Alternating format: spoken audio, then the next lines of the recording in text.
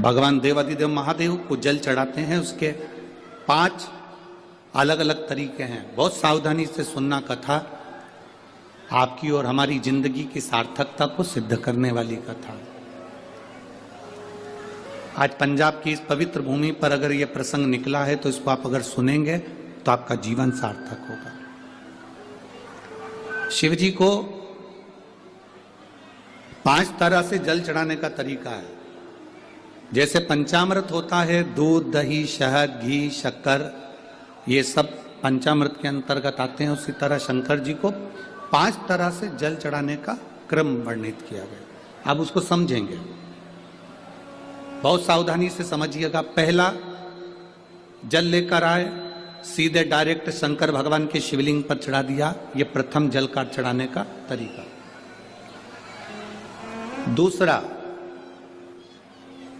जहां से पानी बहकर जाता है, जहां से जल बहकर जा रहा है, उसके ठीक विपरीत जल उत्तर में जा रहा है, आप दक्षिण में खड़े होंगे और दक्षिण में खड़े होकर उत्तर की ओर मुख करेंगे और शिव जी को जल समर्पित करेंगे।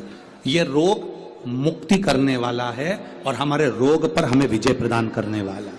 यह जल चढ़ाने का था। एक, सीधे मंदिर में गए, लोटा भरकर जल उठाया, शिव जी को चढ़ा दिया। दूसरा जल, जहां से पानी बहता है, शिव जी का चढ़ा हुआ जल जहां से बहकर जाता है, उसके ठीक विपरीत में शिव जी का जल इधर जा रहा है तो तुम यहां खड़े हो, तुम यहां बैठो, यहां मत बैठना, यहां मत बैठना, इधर बैठो। अगर रोग का निवारण है तो यहां बैठकर। तीसरा, अशोक सुंदरी से जल चढ़ाते चढ़ाते शिवलिंग तक लेकर जाना और शंकर भगवान के शिवलिंग पर पूर्ण जल समर्पित करना। यह तीसरा तरीका, यह कार्य की सिद्धता के लिए।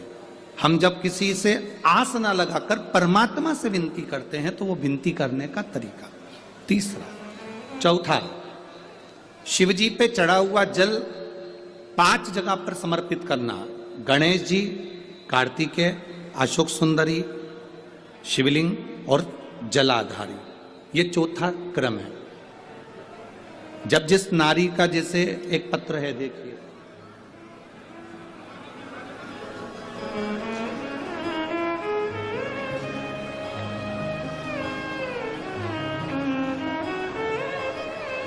मेरा नाम मोनिका है, मेरे पति का नाम संजय सिंह है।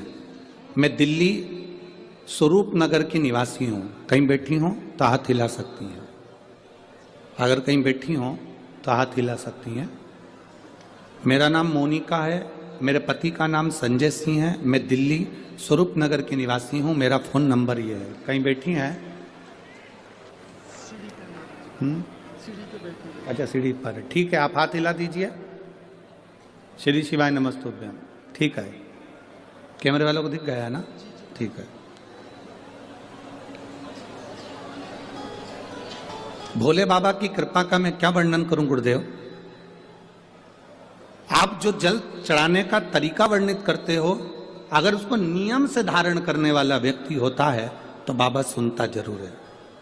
गुरुदेव, 2013 में मेरी शादी हुई, मुझे संतान का सुख नहीं हुआ। 10 साल हो गए, औलाद नहीं हुई। दिल्ली का एक हॉस्पिटल जिसको हम दिखा सकते थे, अच्छे से अच्छा डॉक्टर जिससे हम जांच करा सकते थे, उसके अनुसार हमारे को संतान का सुख नहीं था। आयुर्वेदिक डॉक्टर, अंग्रेजी दवाई, होम्योपैथिक सब कराई, IVF भी कराया तो भी संतान का सुख नहीं आया। आखिरी में डॉक्टर ने कह दिया, इधर उधर मत भटको, तुम्हें संतान नहीं होगी। जिसने जहां कहा हम वहां पर भी गए, गोदी भरवाई, झोली भरवाई, पर संतान नहीं है। गुरुदेव, मेरे बाबा की कृपा किसको कहते हैं? आपने बेलपत्री के वृक्ष के नीचे जल चढ़ाना, उसमें से जल बचाकर शिव जी को समर्पित करना, सफेद आंकड़े की जड़ का प्रयोग करना, ये बताया था। और मेरे बाबा की कृपा से मेरा गर्भ ठहरा।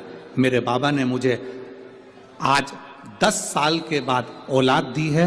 मैं उसको यहाँ प्रणाम कराने के लिए लेकर आई हूँ, उसको नमन कराने के लिए लाई। बच्चा लाए हैं क्या साथ में? बाबू को लाए हैं क्या? नहीं लाए? ठीक है, मैं प्रणाम करने के लिए लाई हूँ।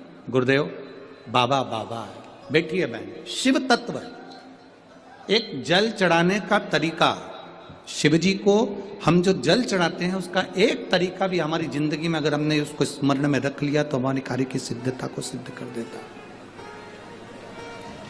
हमें सफलता की ओर लेकर चले जाता है। सीधे जल चढ़ाना, दक्षिण में बैठकर उत्तर की ओर मुख कर कर जल चढ़ाना, अशोक सुंदरी से लेकर शिवलिंग तक जल चढ़ाना, 5 स्थान पर गणेश, कार्तिकेय, अशोक सुंदरी, जलाधारी, शिवलिंग पर जल चढ़ाना 5 स्थान पर, ये चौथे नंबर का। और 5वां जल समर्पित करना,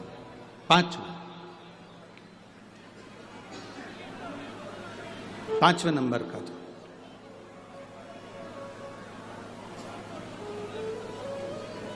शिव जी को 5म नंबर का जो जल आता है, जो जलाधारी है, ऊपर जिसमें पानी भरा रहता है और नीचे एक एक बूंद टपकता रहता है, जलाधारी में जल समर्पित कर कर उसी जल को बचाकर अशोक सुंदरी वाली जगह पर थोड़ा सा चढ़ाकर उसी में से जल शिवलिंग पर जब हम समर्पित करते हैं तो हम जिस कार्य के लिए जा रहे हैं वो कार्य सफल होता है।